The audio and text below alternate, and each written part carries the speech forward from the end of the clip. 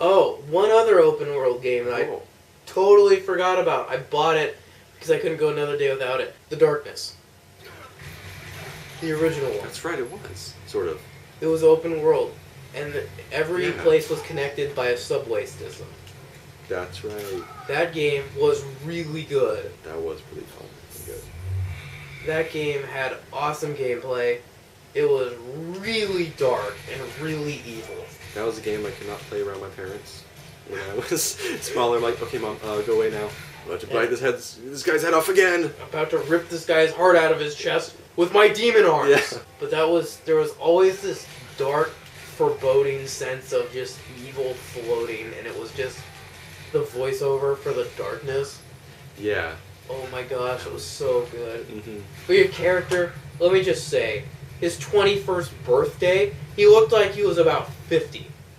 Okay, I understand, oh, he's had a tough life, he's a mafioso. Mm-hmm. No one has a life that tough.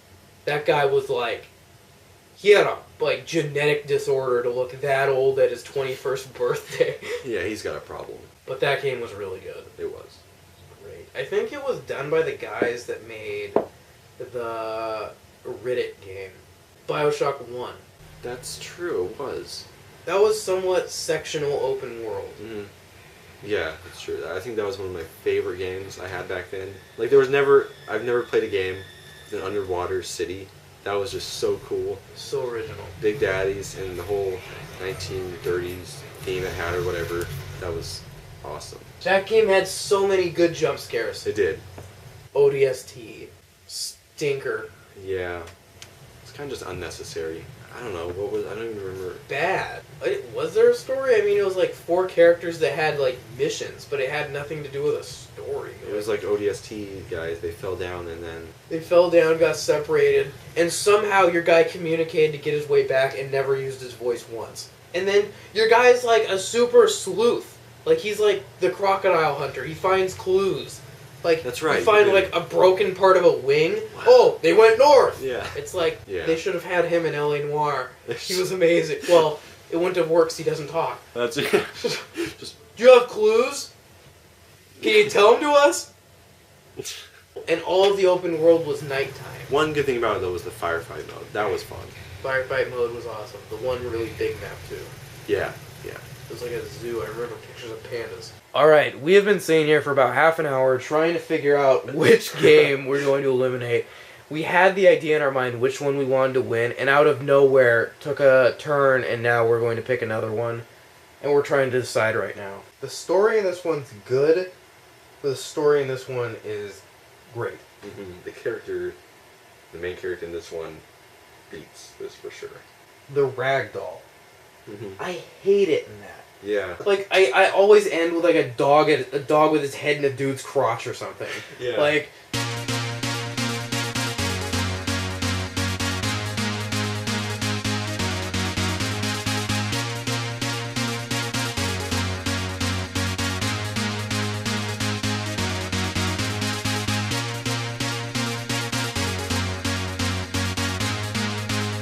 Before we start getting confused again, I am so sorry to everyone. It hurts me to say this. We need to eliminate. We just gotta. I mean, it leaves us to 2 choices. And this is hard. We'll get back to you. Alright. We've been sitting here for like 45 minutes or an hour. Out of the last 2 games, we finally picked the winner, and just barely, we actually contemplated doing a tie. And the reason we picked this one is because you can get to a lot of fun really fast.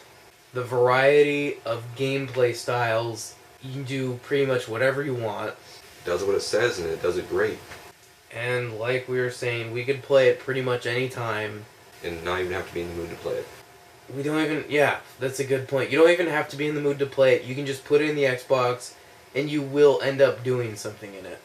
So, This kills me. My arm doesn't want to lift it. The winner is Far Cry 3. I feel bad. I know. But I mean, if we were to play one of these games right now, if we were to play them both, I think we would have, if we had 30 minutes to play both these games, I honestly think we'd have a better chance playing Far Cry. We would. It's... Red Dead Redemption is a legend. The only problem is you have to be in the mood and you have to be able to have time to kill. Because you're going to be riding your Bronco all the way from Mexico to tall trees. And that's no small venture. Where Far Cry, you can drive your car from an outpost to an outpost to animals, go hunt sharks. It's really just done well. Say what you're saying about this game about with friends and by yourself. Okay, it's like Grand Theft Auto. It's fun playing by yourself for like an hour or so, but the full experience is with friends. When you got a whole posse of friends, you're going out and doing those I don't know, those, what are they called? Fighting, just the wave of guys. I don't know what it is, but when you have about 5 friends and you're playing, just shooting out, riding throughout the lands, that's where it's the strongest. But where this game you can go by yourself, you don't need friends to play it. If you're just bored, no one's around, you just pop this in, play it, and it will be fun. This is the must-own open world game, possibly the best open world game. It kills me to say it, because I love Red Dead Redemption and Fallout 3, but this is possibly the best open world game. The most bang for your buck, at least. yes. Next time we have a video, maybe next week or something, whenever it is, next video will be the best something. I'll put it on the screen. Woo! Goodbye.